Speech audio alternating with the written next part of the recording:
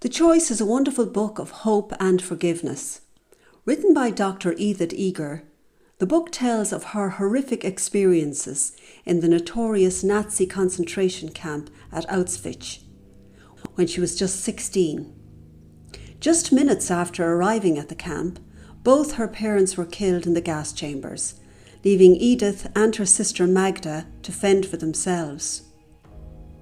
Speaking of one prisoner who had been charged with governing the newcomers, Edith asked her when she will see her mother.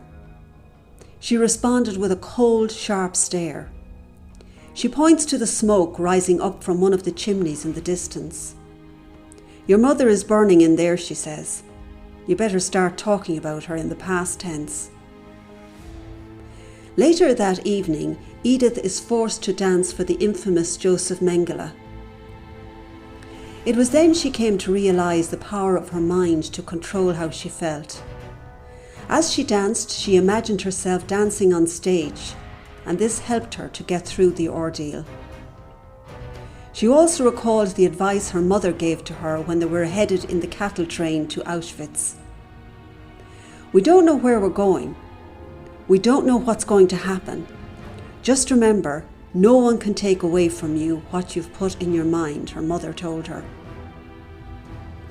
This is one of the most inspirational books you're ever likely to read. It's an important book because not only is it an historical account of a shameful past, it's also an example of the triumph of the human spirit over the most adverse of conditions. Here was a woman who, as a young girl, endured the most horrendous experiences, witnessed the most unimaginably awful scenes, endured starvation, degradation, and a broken back, and yet she was able to resurrect herself and become a clinical psychologist, write books and give talks and lectures.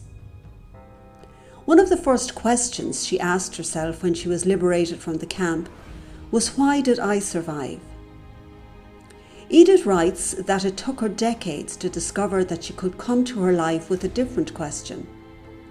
Not why did I live, but what is mine to do with the life I've been given? It reminds me of a similar book I read years ago by Johanna Ruth Dobschner, who also escaped the concentration camp. When the soldiers came to take her family, she hid in a cupboard. She never saw any of her family again. The title of her book was Selected to Live. Both of these books challenge us to live our best lives. Dr. Edith Eger is now in her 90s and is still writing books and giving lectures. Her book is highly recommended and is a New York Times bestseller. It's not hard to see why. We have all been selected to live in some way. We are lucky we didn't have to go through anything like what Dr. Edith Eger or Johanna Ruth Dobschner did. But we may have endured other events which left us scarred or shaken.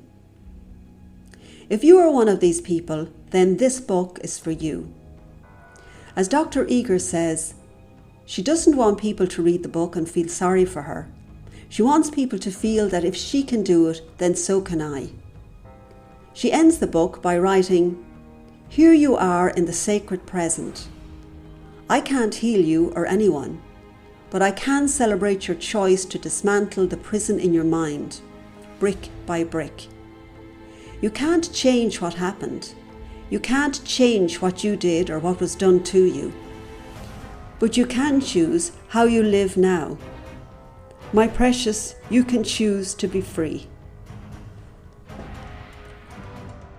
You want to give up some things, and that's perfectionism. Because we as human beings, we make mistakes. So I'd like you to get rid of perfectionism, because if you're a perfectionist, you want to do everything just right, which means never. And you know what happens with perfectionism? It leads to procrastination.